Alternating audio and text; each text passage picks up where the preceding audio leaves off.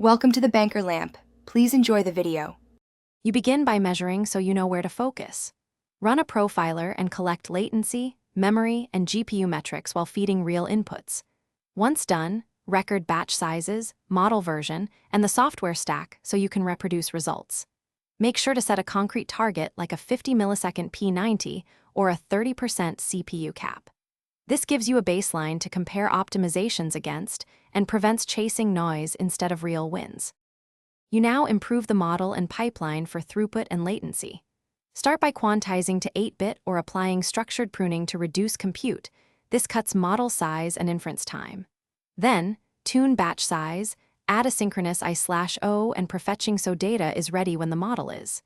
Make sure to fuse operations, enable mixed precision where safe, and run on optimized runtimes like ONX or TensorRT.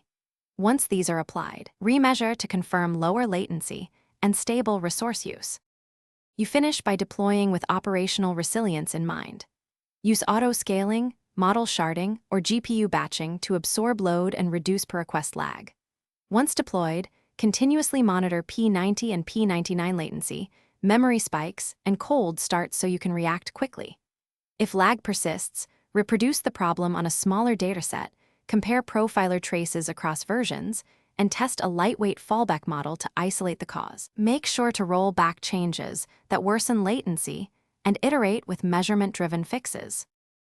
Thanks for watching. If this was helpful, leave a like and consider subscribing. See you next time.